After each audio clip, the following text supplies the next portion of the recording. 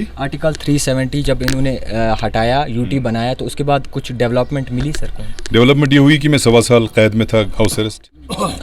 अस्सलाम वालेकुम नाजरीन, आप देख रहे हो जेके रेवोल्यूशन और मैं हूं आपका मेज़बान जावेद खान। नाजरीन, इस वक्त हमारे साथ मौजूद हैं जनाब सईद बशारत बुखारी साहब। जो सर, आपसे सवाल ये रहेगा कि जब 24 जून को मीटिंग मुनक्कद की गई, आखिरकार क्या फ़ैसले लेने थे, आखिरकार क्या हुआ वहाँ?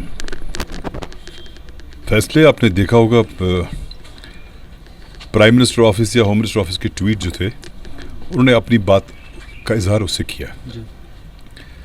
लेकिन जब लीडर्स जो यहाँ से गए थे, उन्होंने अपनी बात वहाँ पे उनके सामने रख ली। हर एक ने रख ली, लेकिन अपने अपने अंदाज से रख ली। किसका क्या तरीक़ेकार है, क्या स्टाइल है, किस तरह की ज़बान बोलता है, किस तरह का अंदाज़ बयां है, तो सबने अपने हिसाब से रख ली।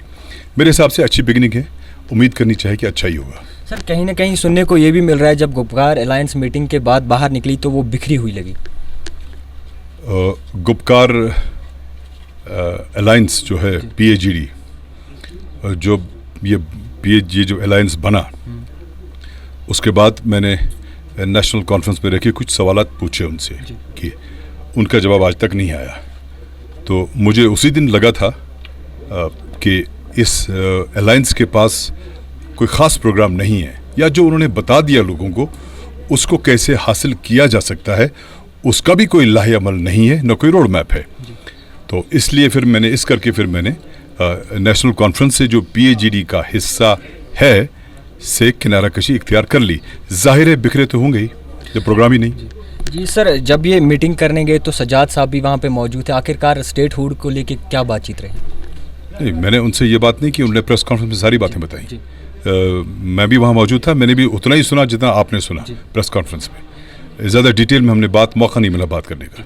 अगर बात की जाए, कहीं ना कहीं अफवाह ये भी हो रही है कि डीलिमिटेशन पे बात होगी, तो उसके बारे में आप क्या कहना चाहेंगे? डीलिमिटेशन पे बात करेंगे, हाँ। मैंने तब भी बात की थी जब नेशनल कॉन्फ्रेंस के MP साहिबान ने डीलिमिटेशन की चेयरपर्सन जो हैं, शायद रिटायर्ड जज हैं वो, जस्टिस देसाई जी, शायद ऐसे कुछ याद है मुझे, गलत नहीं होना चाहिए। अगर गलत होगा तो मैं माफ़ी मांगता हूँ।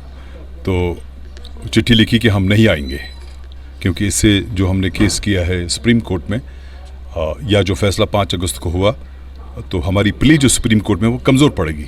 मैंने उस वक्त भी एतराज़ जताया था कि इसमें जब आप यूटी में या उस रीऑर्गेनाइजेशन एक्ट के तहत आप इस वक्त ज़िंदगी गुजार रहे हैं, सारे कवानीन मामलात उसी के तहत हैं, तो डिलिमिटेशन कमीशन में जाके लोगों के हक़ की बात करना क्या जुर्म है, क्या गलत है?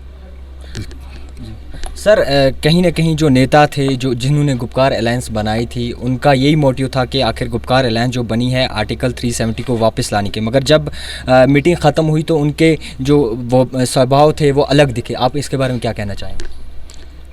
जब लाहे अमल नहीं होता है और जब यगानगत नहीं होती है तो ऐसा तो दिखेगा ही, ऐसा तो दिखना लाजमी है। तो आखिरकार ये स्टेट हुड है, इसको वापस लाने का कोई इनिशिएटिव, कोई ऐसा कोई नेता नहीं है जो अब इसको लेके वापस लाने की बात करे, तो आप इसके बारे में क्या कहना चाहेंगे? मेरे पास सबसे पहले इसके बारे में ये है कि ये home minister mister Amit Shah ji ने ख़ुद पार्लियामेंट के ऐवान में कहा है कि हम वापस देंगे। तो मुझे बदकिस्मती और अफसोस इस बात का है कि हमें इसके लिए लड़ना पड़ रहा है या मुतालबा करना पड़ रहा है। मुझे ये बदकिस्मती है, क्योंकि जब उन्होंने ऐलान किया तो उनको अपना किया हुआ वादा या अपनी बात पर अड़े रहना चाहिए और उसको पूरा करना चाहिए। अगर वो स्टेटहुड देते हैं, भला हमारा ज़रूर होगा, लेकिन वो ख़ुद पे एहसान करेंगे कि उन्होंने अपनी बात पूरी कर ली। सर, अगर डेवलपमेंट को लेके बात की जाए तो आर्टिकल 370 के बाद क्या कुछ डेवलपमेंट दिखने को मिली? आर्टिकल 370 जब इन्होंने हटाया, यूटी बनाया, तो उसके बाद कुछ डेवलपमेंट मिली सर को? डेवलपमेंट ये हुई कि मैं 1.25 साल कैद में था, हाउस अरेस्ट। उसके बाद जो कोरोना हुआ, तो उसके साथ ही कोरोना हुआ। जब हम छूट गए, छूटने से पहले ही 2 दिन, तो हम 15-16 दिन हॉस्पिटल में थे, सारी फैमिली। वापस निकले तो 2-2.5 महीने थोड़ा सा संभालने में और वापस सेहत में आने में लगे। साथ ही DDC इलेक्शंस हो गए, 15-16 दिन कैंपेन चलाया। फिर चले कलान साहब आ गए तो बड़ी ज़बरदस्त ठंड थी और माइनस टेम्परेचर था, तो घरों के अंदर सिमट के रह गए। और जो ही चले कलान साहब चले गए तो कोविड साहब फिर आ गए। कोविड जी साहब नहीं बोलूँगा मैं, जी फिर आ गए। तो अभी तक उसी में जूझ रहे हैं। आज खुशी है कि हम सब आए, मिले, बैठे, बात की, एहतियात से ही बात की। मैंने मास्क थोड़ा नीचे रखा है, इसके लिए भी माजरत। तो अब देखते हैं आगे क्या होता है। सर अगर बात की जाए जिस तरीके से कोविड में रूलिंग पार्टी ने इकदाम लिए, क्या लगता है आपको बखूबी सही लिए? क्या मतलब? जिस तरीके से कोविड-19 में रूलिंग पार्टी ने काम करवाया एडमिनिस्ट्रेशन से या बाकी लोगों से, किस तरह के आप इसे देखते हैं? जो एक्सपेक्टेशन लोगों की थी उस पर पूरी तरह उतर नहीं पाए, चूक हुई उनसे बहुत ज़्यादा। लैक लस्टर एटीट्यूड समझ लीजिए, हो गया। अब जो है सर आप मुझे बताइए कि जम्मू कश्मीर की बात करें तो कोविड के बाद अब एक और महामारी है जिसको सुसाइड कहा जाता है, आखिरकार ये किस वजह से हो सकता है? बहुत बुरा है। आपने बड़ा ऐसा सवाल पूछा जो बहुत जज्बाती करता है। जी सर। बहुत तकलीफ है, सुनना नहीं चाहता इंसान। मैं तो देखता ही नहीं फिर वो तस्वीरें वगैरह जहाँ पे ऐसा होता है। सबसे बड़ी बात ये गुनाह है, गुनाह कबीर है, ऐसा नहीं करना चाहिए।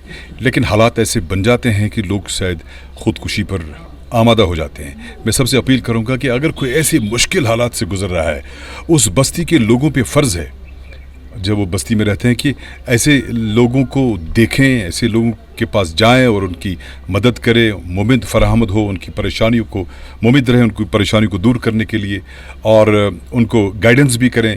ख़ास तौर से जो हमारे जो ये मस्जिद कमेटियां हैं या इमाम साहिबान हैं जो वाज़ व तबलीग का काम करते हैं, उनको भी चाहिए कि वो इस पे बात करें, ज़रूरी है, लाजमी है, और इनकी मदद फराहम करें। और उनसे भी गुजारिश करूँगा जो परेशानी में है कि कमज़ोर मत बनिए, अल्लाह ताला ऊपर बैठा हुआ है। कोशिश कर लीजिए, आप एक कदम बढ़ाएंगे 10 कदम आपको वो कामयाबी देगा परवरदिगार इंशाअल्लाह। और सरकार से भी अपील करूंगा मैं कि आप एक ऐसा कुछ असेसमेंट करवा दीजिए आप ग्राउंड लेवल पे कि ये जो सुसाइड केसेस बढ़े हैं, क्योंकि 2-2.5 साल से तो हालात ख़राब हैं इक़्तिसादी तौर पे।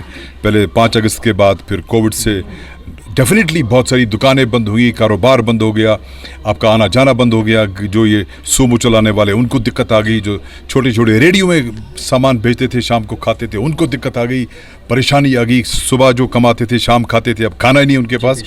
तो सरकार को चाहिए कि इसकी असेसमेंट करवाए कि कौन कौन सा समाज का तबका इससे मुतासिर हुआ, और उसके लिए कोई ऐसा प्रोग्राम बनाए कि ताकि वो दोबारा से इस मुसीबत जो आई उससे बाहर निकल आएँ और दोबारा से इज़्ज़त और आबरू की ज़िंदगी गुजारें। सर अगर बात करें महंगाई जो है अरूज पर है, पहले पेट्रोल और गैस की कीमतों में इजाफा, डीजल की कीमतों में इजाफा, आप इसके बारे में क्या कहना चाहेंगे? महंगाई तो हम ही करते हैं, मैं भी दुकानदार, आप भी दुकानदार, तो हम सब करते हैं। तो मैं दुआ करूंगा और कोशिश करूंगा और लोगों से गुजारिश करूंगा कि सबसे पहले मैं अच्छा करूं, आप भी अच्छा करिए, महंगाई ख़त्म हो जाएगी। आपका बहुत बहुत शुक्रिया सर हमें वक्त देने के लिए। तो नाज़रीन हमारे साथ मौजूद थे जम्मू कश्मीर पीपल्स कॉन्फ्रेंस के लीडर जनाब सईद बशारत बुखारी साहब। आप देखते रहिए जेके रेवोल्यूशन, कैमरामैन बुरहानुद्दीन मलिक के साथ।